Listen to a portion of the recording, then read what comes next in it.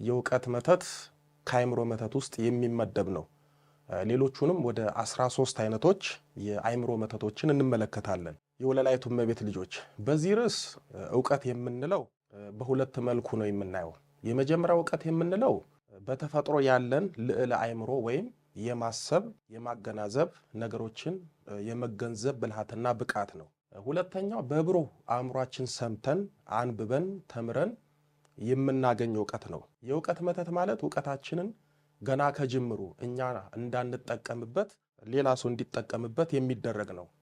ስለዚህ ጠቅለል አድርገን የምናየው አንድ ሰው በተፈጥሮና አንብቦ ተምሮ የሚያገኘውን እውቀት እንዴት በመተት አጋንንት እንደሚሰለብና ለሌላ ሰው እንደራሱ ገንዘብ እንደሚጠቀምበት ነው። አንዳንዶች እውቀት በመተት አይወሰድም ብለው ይከራከራሉ። ቅዱስ ጳውሎስ በአንደኛ ቆሮንቶስ በምዕራፍ 13 ቁጥር 8 ላይ እውቀትም ቢሆን ይሻራል ብሏል። ስለዚህ እውቀታችን በመተት ይሻራል፣ እውቀታችን በመተት ይጠፋል። መተተኞች የእኛን እውቀት በመተት ሽረው የራሳቸው ሊያደርጉት ይችላሉ። የሰው ልጅ እውቀት በመተት በብዙ መልኩ ሊወሰድ ይችላል። ገና በማለዳ ለትምህርት ገበታ ሳይደርስ እድሉ ታይቶ ተነቦ ነገን ታሳቢ በማድረግ በሕፃንነት ጊዜው የሚወሰድበት አለ። በነገራችን ላይ ገና በደምነታቸው ጊዜ በማህፀን ሳሉ ሳይወለዱና ተወልደው ገና በጨቅላ ራስ እያሉ እድላቸው በአውደ ነገሥት ገላጮች፣ በጠንቋዮች፣ በእድል አንባቢዎች፣ በሲኒ ገልባጮች፣ በመዳፍ ተመልካቾች እድላቸው ተነቦ እድላቸው የሚወሰዳሉ። ይሄ ዘግናኝና ከሰይጣን በባሰ ጭካኔን በመላበስ የሚደረግ ድርጊት ነው። ምክንያቱም ባልተወለደና አራስ በሆነ ሕፃን ልጅ ላይ እድሉን አስነብቦ እድሉን ለመውሰድ በእውነት ከሰይጣን ያነሰ ሳይሆን የባሰ ሰው መሆንን ይጠይቃል። ትምህርት እንደጀመሩ በእውቀታቸው በመቅናት እውቀታቸው በመተት የሚወሰድባቸው አሉ። ኤሌመንተሪና ሃይ ስኩል ገብተው በትምህርታቸው የት ይደርሳሉ፣ የቤተሰብና የሀገር ኩራት ይሆናሉ ተብለው ሲጠበቁ እውቀታቸው በመተት የሚነጠቁ አሉ። ከፍተኛ የትምህርት ተቋም ገብተው ብሩህ አእምሯቸው ታይተው እውቀታቸው በመተት የሚወሰድባቸው አሉ። ተምሮ በስራ ዓለም እያለ እውቀቱ በመተት የሚወሰድበትም አለ። በጣም የሚገርመውና ልብ የማንለው እውቀታችን አእምሯችን በመተት የሚወሰደው በቤተሰብ በሆነ ሰው፣ በጓደኛ፣ በቀናተኛ፣ በጎረቤት ሰዎች፣ በጓደኞቻችን እናትና አባት ማለትም የእኛን አእምሮና እውቀት በመተት ለራሳቸው ልጅ እንዲጠቀምበት በማድረግ ወዘተ ነው። የሚያሳዝነው ደግሞ በመተት አእምሯችንና እውቀታችን ተወስዶ ደነዝ፣ የማትረባ ደደብ፣ ሰነፍ፣ ድንጋይ እየተባልን የምንሰደበው ችግራችንን በማያውቁልን ቤተሰብና የቅርብ ሰው መሆኑ ነው። በፊት ጂኔስ እንደነበር ያውቃሉ፣ ግን የመተት አጋንንት የበለጠ ተስፋ እንድንቆርጥ በእኛው ቤተሰብ በስድብ ፍልጥ ያስደበድበናል፣ መዘባበቻና መዛለፍ ያደርገናል። ሰዎች እውቀታችንን በመተት እንዴት ይወስዱታል የሚለውን እንመልከት። እግዚአብሔር ለሰው ልጆች ከለገሳቸው ጸጋዎች ውስጥ አንዱ እውቀት ነው። እውቀት ደግሞ የእግዚአብሔርና የሰው ልጅ መገለጫ ነው። አጋንንት በሰው ልጆች መልካም ስጦታዎች ከሚቀናባቸው አንዱ እውቀት ነው። ሰውም በሰው ከሚቀናበትና ከሚንገበገብበት አንዱ እውቀት ነው።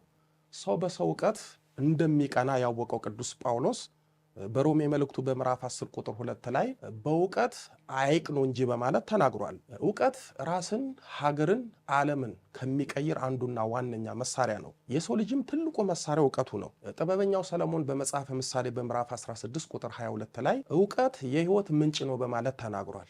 የሰው ልጅም የሚለማውም የሚጠፋውም በእውቀቱ ነው። በመተት አጋንንት የአንድን ሰው እውቀት ወስዶ መጠቀም ጥንታዊ አጋንንታዊ ጥበብ ነው።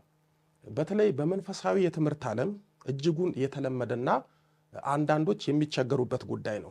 አንዱ የአንዱን እውቀት በአጋንንታዊ ብልሃት መውሰድና መስለብ የተለመደ ነው። በመተት የሰውን እውቀት መውሰድ ማለት እውቀትን ከአጋንንት መግዛት ማለት ነው። አስጠንቁሎ ገንዘብ ከፍሎ ወይም አንድ ነገር ሰውቶ የሚገኝ ስለሆነ አጋንንታዊ ግዢ ነው። ለዚህም ነው ነቢዩ ናሆም በትንቢተ ናሆም በምዕራፍ 3 ቁጥር 4 ላይ ወገኖቿንም በመተቷ ሸጠች ያለው። ዛሬ ስንቱ በጓደኛው፣ በወዳጁ፣ በስራ ባልደረባው፣ በዘመዱ፣ በቤተሰቡ እድሉ እውቀቱ ለሌላ ሰው ተሽጧል። እኛ በማናውቀው ስውር አጋንንታዊ ደባ የኛ የሆነው ለሌላ ሰው ጀባ ተብሏል። በነገራችን ላይ ሰው ይህንን ክፉ ተግባር የሚሰራው በሰይጣን ነው። እኛ ያለ ንስሐና ያለ ቅዱስ ቁርባን እየኖርን ይልቁንም በኃጢአትና በበደል ቀለን እየኖርን በባዶ ጥንተ ጠላታችንን ሰይጣንን እናቀለዋለን። ሰይጣን የዛሬውን ያደርገውና መልአክ ነበረ። ጸጋው ሲገፈፍ ነው ሰይጣን የተባለው። ሰይጣን ቢወድቅም ጸጋው ቢገፈፍም መላካዊ ባህሪው አብሮት ነው ያለው። ሰይጣን እንደ ቅዱሳን መላእክት አይታይም፣ ይገዝፋል፣ ይረቃል፣ አይበላም፣ አይጠጣም፣ አይደክምም፣ አይተኛም ወዘተ። ለምሳሌ አንድ የጦር ጀነራል አለን በል። ይህ የጦር ጀነራል ከወታደራዊ ስልጠናና እውቀት እስከ ውጊያ ስልት ተምሮ ጀነራል ይሆናል። ይህ በብዙ እውቀትና በውጊያ ስልት የተመላ ጀነራል አንድ ቀን ሀገሩን የሚጎዳ የሚያስከዳና የመንግስትን ህልውና የሚገዳደር ነገር ቢፈጽም ወይም መፈንቅለ መንግስት ቢያደርግ መንግስት ከስልጣኑ ያነሳዋል።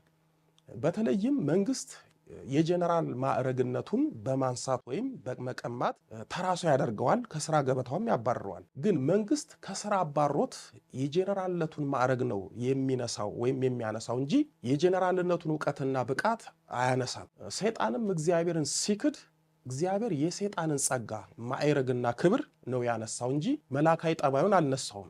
ሰይጣን ከእግዚአብሔር መንግስት የተባረረ መፈንቅለ እግዚአብሔር ለማድረግ የጣረ አመፀኛ፣ ተንኮለኛ፣ ሸረኛና የሰው ልጅ ዘላለማዊ ጠላት ነው። እግዚአብሔር የሰይጣንን መላካዊ ተፈጥሮን ቢነሳውማ ከሰው እይታ በሰወር መርቀቅ አይችልም ነበር። እንደ ሰውም ይደክም፣ ይራብ፣ ይጠማ ነበር። ስለዚህ አሁን እኛን ሰይጣን የሚዋጋን በሰይጣንኛ ቢሆንም መላካዊ ጠባዩን ተጠቅሞ ነው። ይህንን ተፈጥሯዊ ጠባዩን ቅዱስ ዮሐንስ በራእይ 12 ምዕራፍ 9 ላይ ዓለሙን ሁሉ የሚያስተው ዲያብሎስና ሰይጣን የተባለው ታላቁ ዘንዶ እርሱም የቀደመው እባብ ተጣለ፣ ወደ ምድርም ተጣለ፣ መላእክቱም ከእርሱ ጋር ተጣሉ በማለት ገልጾልናል። እዚህ ላይ ሁለት ነገር ልብ ልንል ይገባል። አንደኛ ከሰይጣን ጋር ወደ ምድር የተጣሉት ሰይጣኖች ናቸው። ግን መላእክቱም የተባሉት ሰይጣናት ቢሆኑም ጸጋና የእግዚአብሔር ሞገስ የተገፈፋቸው መላእክት ስለሆኑ ነው መላእክቱም ተብሎ የተገለጡት። ሁለተኛው ዓለሙን ሁሉ የሚያስተው የተባለው በዓለም ውስጥ የሚኖሩትን የሰው ልጆችን የሚያስተው ለማለት ነው። ስለዚህ የሰው ልጅ ዕውቀት በጥንተ ጠላቱ በሰይጣን ክፋትና በክፉ ሰዎች ሊወሰድ ይችላል። በአጋንንት የሚወሰደው ዕውቀት አጋንንቱ ራሱን ሳይሆን ሌሎቹን ለመጥቀም አሊያም በምቀኝነትና ባዶ ለማድረግ ነው። ሌላው ሰዎች አጋንንትን ተገን አድርገው በቀጥታ እነሱ የሚወስዱብን ነው። ስለዚህ ሰዎች በዚህ በወደቀ መልአክ ሰይጣናዊ ጥበብ የአንድን ሰው ዕውቀት ወስደው ለራሳቸው ሊያደርጉት ይችላሉ። ሰዎች የአንድን ሰው መልካም የእውቀት ጸጋ በሁለት መልኩ ሊያውቁት ይችላሉ። የመጀመሪያው የቤተ ክርስቲያናችን አገልጋይ ነን ባይ ጠንቋዮች፣ መተተኞች ለዘመናት የጥበብ መጽሐፍ ነው በማለት ስተው ሰዎችን ሲያስቱበት በከረሙት አውደ ነገሥት በተባለው የጥንቆላ መጽሐፍ ላይ ኮከብን ከዕድል ጋር በማጣመር በመጠንቆል ነው። ሁለተኛው የሰውን የእጅ መዳፍና ግንባር በማየት አጋንንትን በመጠየቅ ከኛ ይልቅ እከሌ የተሻለ ዕድል አለው ብለው በመጠንቆል ነው። በዚህ አጋንንታዊ ክፉ ተግባር የአንድ ሰው ዕድል ይታይና በመተት ወደ አንዱ ሰው እንዲተላለፍ ይደረጋል። አንዳንዶች እንዴት የኔ ዕውቀት ወደ ሌላ ሰው ሊዘዋወር ወይም ሊወሰድ ይችላሉ ይላሉ። ሰማያዊ አምልኮትና ጾም፣ ጸሎት፣ ስግደት የሌለው ሰው እንኳን ስጋዊ ዕውቀቱ ሕያዊት ነፍሱም በአጋንንት ትወሰዳለች፣ የአጋንንቱ የግል ንብረቱ ትሆናለች። የመተት ሥራ አንዱና ዋነኛው የሰውን ማንኛውም መልካም ነገሮች ነጥቆ ለሌላ ሰው አጣብቆ ማኖር ነው። መተት ሰዎችን የራሳቸው ባልሆነ ግን በሰዎች ዕድል የሚጠቀሙበት ክፉ ተግባር ነው። ስለዚህ የኛ የምንላቸው ነገሮች በቀላሉ በአጋንንት ጥበብ ለሌላ ሰው ሊተላለፉ ይችላሉ። ወዳጆቼ በአሁን ጊዜ የአንድን ሰው መልካም ዕድል በአጋንንት ጥበብ ለመውሰድ የዘመናችን መታቾች የስልክ ካርድን ለወዳጅ ትራንስፈር እንደማድረግ የሚቀላቸው ነገር ሆኗል። ስለዚህ በመተት አጋንንት ዕውቀታችን ተወስዶ ባዶ ለሆነ ሰው መጠቀሚያ ይሆናል። ዕውቀታችን መወሰዱን በምን እናውቃለን? ይሄ ትልቁ ጥያቄ ነው። የወለላይቱ እመቤት ልጆች በተለይ ዕውቀታችን በመተት ከኛ ሲወሰድ ማንም ሳይነግረን እኛው በእነዚህ ምልክቶች ማወቅ እንችላለን። እነሱም ጎበዝ ተማሪ ከሆንን በድንገት ሙልጭ ያልን ሰለፍ እንሆናለን። የምንወደው የምንተማመንበት ትምህርት ያስጠላናል። ባሲሲል እንኳን ትምህርት ደብተራችን ያስጠላናል። ክፍል ውስጥ እንቅልፍ ይለናል። ፍዝዝ እንላለን። አጥንተን እርግጠኛ ሆነን ፈተና ላይ ውጤት አልባ እንሆናለን። የምናውቀውን ጥያቄ ፈተና ላይ እንስታለን። ጥያቄውን ከሰዓትን በኋላ ነው መልሱ ትዝ የሚለን። በምናውቀው ነገር ከፍተኛ ፍርሃት ውስጥ እንገባለን። የምናውቀውን ነገር በድፍረት ለመናገርና ለማስረዳት እንቸገራለን። በፊት አንድ ነገር ለማወቅ በጣም እንጓጓ ነበር። አሁን ግን እንኳን ለማወቅ ከእውቀት ጋር የተያዙትን ነገሮች በሙሉ ያስጠሉናል። ጥሩ ህይወታችንን የሚቀይሩ የትምህርት እድል እናገኛለን፣ አንማርም። እኛ አንማርም ባልነው እድል ሰው ተምሮ ትልቅ ደረጃ ላይ ይደርስበታል። በጣም የሚያሳዝነው እኛ አንማርም ብለን ያሳለፍነው የትምህርት እድል ሰው ተምሮ ትልቅ ደረጃ ደርሶ እያየን ምንም አይመስለንም። ልማር ብለን እናስባለን፣ አንማርም። እንደምንም ብለን ዩኒቨርሲቲና ኮሌጅ ትምህርት እንጀምራለን፣ በፍጹም ትምህርቱን አንጨርስም። ገና ትንሽ እንደተማርን ትምህርቱ ያስጠላናል። አሊያም ጥሩ አሳማኝ ምክንያት ለራሳችን ሰጥተን ራሳችንን አሳምነን ትምህርቱን እንተዋለን። ለምን? የሆነ ሰው በእኛ እውቀትና እድል ተምሯል ወይም እየተማረበት ነው። ትምህርት ጀምራችሁ የምማርበት ጊዜ የለኝም፣ ከስራዬ ጋራ ከትዳሬ ጋራ ከልጆቼ ጋር አይሄድም፣ ጊዜ አሳጣኝ ብላችሁ አትማሩ። ነገር ግን መልሳችሁ የማታገኙትን ውድ ጊዜያችሁን በዩቲዩብ፣ በቲክቶክ፣ በፌስቡክ፣ በፊልም፣ በኳስ ወዘተ ታጠፋላችሁ። ለዛውም ረጅም ሰዓቶቻችሁን። እውቀታችን የትምህርት እድላችን ተወስዶ እንጂ ተጋርዶብን እንጂ በየቀኑ በማህበራዊ ሚዲያ ለማይረባ ነገር የምናጠፋቸው ጊዜዎች ትምህርት ከምንማርባቸው ጊዜዎች በጣም የበለጡ ናቸው። ወዳጆቼ በቀን አሊያም በማታ ለረጅም ጊዜ በማህበራዊ ሚዲያ ለዛው መንፈሳዊ ነገር ሳይሆን ዓለማዊ፣ ፖለቲካዊ፣ ዘራዊ፣ ጎሳዊ ባልቱን እንቶፈንቶን ለማየትና ለመስማት የምናጠፋበት ጊዜ ቢጠራቀም 1 እና 2 ዲግሪ በደንብ እንማርበታለን። ግን እውቀታችን ስለተወሰደ ይህንን የምናስብበትና የምናስተውልበት አቅም አይኖረንም። እኛ በማህበራዊ ሚዲያ የምናጠፋቸው ሰዓታት መተት ያደረገብን ሰው የሚማርበት የኛ ጊዜ ነው። መተት ያደረገብን ሰው እውቀት ስለሌለው በእኛ ይማራል፣ የኛ ይዘጋል። አንዳንዱ ጨክኖ ታግሎ ይማራል፣ ግን ምንም ሳይሰራ ጊዜ አይበቃውም። ግራ ግብት ብሎት እየባከነ ይማራል። ይሄ ደግሞ ለመማር ጊዜ የሌለው ሰው የጊዜ በረከትን ይሰልብና አንተ ጊዜ እያለክ መማር አትችልም። መተት ያደረገብህ ሰው ጊዜ የለውም፣ ግን ይማራል፣ ዲግሪውን ይደራርባል። በጣም የሚደንቀኝ 2-3 ዓመት ለመማር ጊዜ አጣው እያሉ ምክንያት እየደረደሩ 4-5 ዓመታትን በማህበራዊ ሚዲያ ላይ ጊዜያቸውን የሚያጠፉ አሉ። ሰይጣን ብልጥ አይደል? ጊዜያቸውን በማይረባ ነገር አጠፋው እንዳይሉ በሀገር ጉዳይ፣ በፖለቲካ፣ በብሔር፣ በዘር ሽፋን እንዲሸፈኑ አድርጓቸው ጊዜያቸውን ይበላባቸዋል። አንተ ማህበራዊ ሚዲያ ላይ ቁጭ ብለህ ተጠምደህ ትውላለህ፣ ትማረራለህ። ይሄ ለምን ሆነ ብለህ ስትበሳይ ትውላለህ። ያስመተተብህ ሰው ባንተ ይማራል። በጣም የሚያሳዝነው ደግሞ የመማር ፍላጎት እያላቸው የማይማሩ አሉ። ለመማር ፍላጎታቸው ሞራላቸው ከፍተኛ ነው። እውቀታቸውና ጊዜያቸው በመተት ስለተወሰደ ዘመናቸውን በመማር ፍላጎት ብቻ ይኖራሉ። እነዚህ ሰዎች ተማሩ ሲባሉ እምቢ አይሉም፣ እሺ ይላሉ። እንዲማሩ ነገሮች ቢመቻችላቸውም ቢስተካከልላቸውም የሚቀጥለው ዓመት እማራለሁ ወዘተ እያሉ ሳይማሩ ይኖራሉ። አንጀት የሚበሉት ደግሞ የሚሰሩበት መስሪያ ቤት ወይም ድርጅት ከፍተኛ እድገት እንዲያገኙ ዩኒቨርሲቲ ወይም የውጭ ሀገር የትምህርት እድል ይሰጣቸውና ተማሩ ሲላቸው ሞቼ ይገኛሉ፣ አልማርም ይላሉ።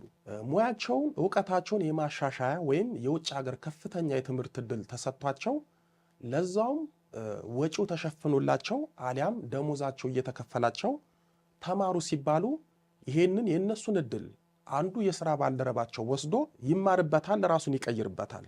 እነሱ ቁጭ ብለው በእነሱ እድል ተምረው አለቃቸው የሆኑ ስንት አሉ። አንዳንዶች ደግሞ እውቀታቸው ወይም የትምህርት እድላቸው እንደተወሰደባቸው ስለማያውቁ ተማሩ ሲባሉ ትምህርቱን ከእድሜያቸው ጋር ያያይዛሉ።